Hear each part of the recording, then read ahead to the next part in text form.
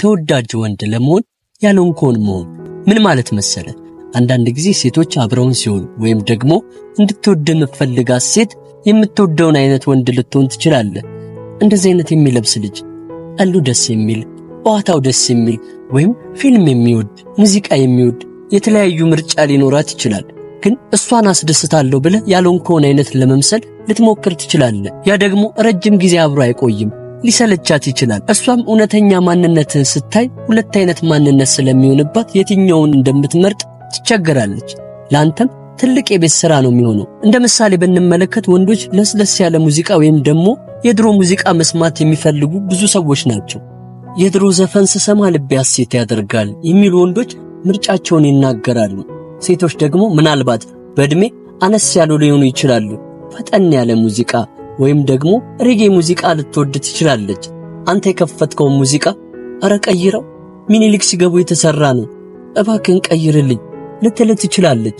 አረ እውነትሽን ነው፣ ይሄማ ሙዚቃ አይደለም ብለህ አትቀይርላትም። አንተ ለምን እንደወደድከው ማወቅ አለባት። አንተ የምትወደው ሙዚቃ ይሄ ነው፣ እሷ የምትወደው ሌላ ነው። ስታስመስል የራስህን ማንነት ልታጣ ትችላለህ። በጭራሽ ሴቶች ይህንን አይወዱም። ለትንሽ ጊዜ ቢወዱት ነው፣ ከዛ ግን ትጠፋባቸዋለህ። ይህንም በደንብ አስብበት። ተወዳጅ የሚያደርግ ነገር የግንኙነት ፍጻሜ ባያምርም አትረበሽ የሚለው ነው። ብዙ ጊዜ ደስ የሚል ግንኙነት ይኖረናል። ጓደኛ ይዘህ ረጅም ጊዜ ልትቆይ ትችላለህ። ከሷ ጋር በምታደርገው ነገር ደስተኛ ነህ። ነገር ግን ብትለያይስ? ጥላ ብትሄድስ? ከዛ በኋላ ማንነትህን ታጣለህ ወይስ ደግሞ ለማስተካከል ትሞክራለህ?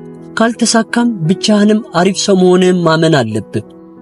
ራስህን በፍቅር ግንኙነት ላይ፣ በጓደኝነት፣ በሥራ ቦታ፣ በአጠቃላይ ሕይወት ላይ ማንነትህን መቀየርና ማስመሰል መሞከር ከፍተኛ ዋጋ ያስከፍላል። መቼም ቢሆን ሰው ከራሱ ተነጥሎ ለረጅም ጊዜያት መቆየት አይችልም። ቢችልና ቢያደርገው እንኳን የሆነ ውስጡ በድብርት ራሱን በመጥላት ውስጥ ይገባል። ሰዎች እውነትን ስለማያዩበት ከእርሱ ጋር አብሮ መቆየትና መስራትና ለተሻለ ነገር መሸለም አይፈልጉም። ስለዚህ የመጣው ቢመጣ የሆነው ቢሆን ራስህን ሁን። የተሻለው አንተኑ ስራው። ሰዎች ሳይሆኑ አንተ ራስህን እስክትቀበለው ድረስ ምርጥ አድርገህ ስራው።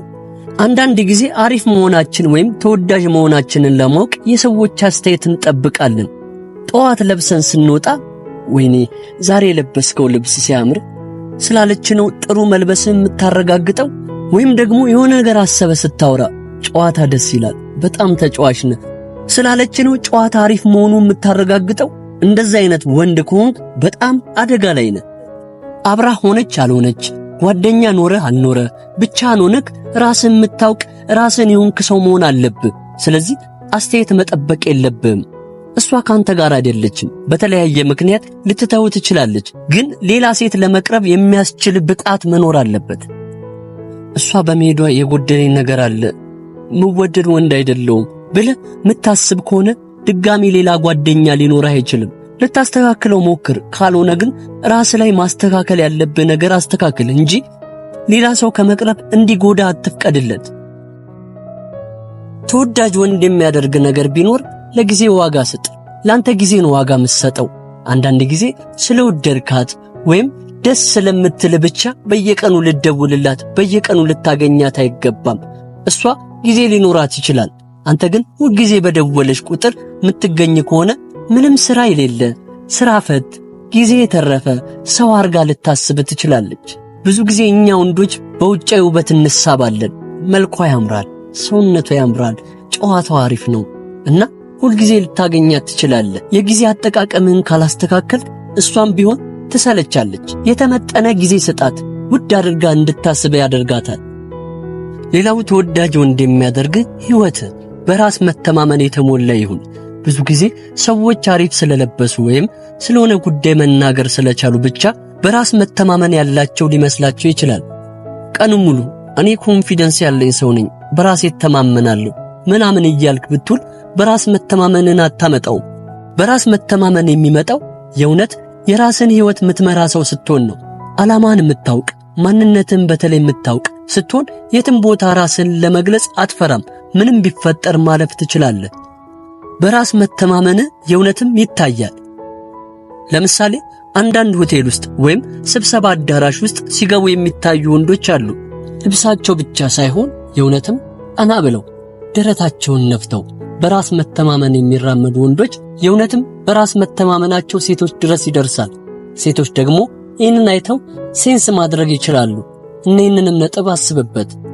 በጣም ተወዳጅ የሚያደርግህ ታጋሽና ሩሩ መሆን ነው። ታጋሽና ሩሩ መሆን ጭራሽ ሐሳብ እንደሌለ፣ ንዴት የማያበሳጨን ነገር እንደሌለ መርሳት አይደለም። ተናደ መጥፎ ቃላቶች የምትናገር ከሆነ እሷ ትይዘውና ፍቅራችሁ ሊሻክር ይችላል። እንደዚህ ያለ ሌላ ነገር ስለሚያስብ ነው፣ ንቀት ነው ምናምን ልትል ትችላለች። ብዙ ሰው ልታማክርም ትችላለች። እሱ እኮ እንዲህ ያለኝ ብትል በቃ እሱ አያከብርሽም፣ ይህንን ዝም ብለሽ ማየት የለብሽም የሚባል ምክሮች ሊመጡላት ይችላሉ። ሁለት ምርጫ አለ። ልትጋጩና መጥፎ ንግግሮች ቢመጡ ታግሰ ተናደሽ ነው በኋላ እናወራለን ብለህ ማለፍ ነው። ሁለተኛው ደግሞ ተናግራት እየጮክ ነገሩን ማበላሸት ነው። አንዱን መምረጥ ነው። እንግዲህ ሌላው ወሳኙ ነጥብ በጣም ተወዳጅ የሚያደርግ ነገር ችግሮች ሲመጡ፣ እንቅፋቶች ሲመጡ በጥንካሬ ማለፍ መቻል ነው። አንዳንድ ጊዜ በጣም ደስ የሚል ጓደኝነት ይኖረናል። የሴት ጓደኛ ይኖረናል፣ ሌሎች ጓደኞች ይኖሩናል። ስራችን አሪፍ ነው፣ ላይፍ ራሱ ስሙዝ ነው። ስለዚህ ምንም የምንረበሽበት ነገር የለም። ያኔ በጣም ደስተኞች ነን። ግንኙነታችን በጣም ጤናማ ነው። መቀለድ መጫወት እንችላለን። ግን በጣም ወሳኝ የሆነ ነገር በህይወታችን ቢበላሽ፣ ምናልባት ስራ ሊበላሽ ይችላል፣ የቤተሰብ አካል ሊሞትብን ይችላል፣ ከጓደኞቻችን አንዱ ሊጎድል ይችላል። ያኔ እንዴት ነው ነገሮችን የምናሳልፈው? ምክንያቱም በፍቅር ግንኙነት ላይ ችግሮችን የማለፍ ጠንካራ የመሆን ነገር በጣም አስፈላጊ ነው። የፍቅር ጓደኛ ጠንካራ ሆና ስታል እንደምትደሰተው ሁላ እሷም ያንተን ማወቅ ትፈልጋለች። ደካማ ወንድ ነው ጓደኛዬ ብላ ማሰብ አትፈልግም። ህይወት ይቀጥላል። ብዙ ነገሮች ቢያጋጥሙም እሷ በሐሳብ ልትረዳ ትችላለች። ካልቻለችም ደግሞ አንተ እንደምንም ልትወጣው ይገባል። ችግሩን ማትወጣው እንኳን ቢሆን ማንነትን ልትወጣው ይገባል። ህይወትን ጨለማ አድርጋ አታስባት። በራስህ ተማመን፣ ጠንካራውን። መከራና ችግር ሲያጋጥሙ እንደ አለት ድንጋይ አትፈረካከሽ። ተወዳጅ ወንድ ነኝ ብለህ ታስባለህ? ተወዳጅ ነኝ ብለህ የምታስበው ቆንጆ ስለሆንክ ነው ወይስ ብዙ ጓደኞች ስላሉ ነው? ቀል ስለምችል፣ ገንዘብ ስላለ ወይስ ሴቶች ካጠገብ ስለማይጠፉ ነው? አንተ ብዙ ምክንያቶች ሊኖሩ ይችላሉ።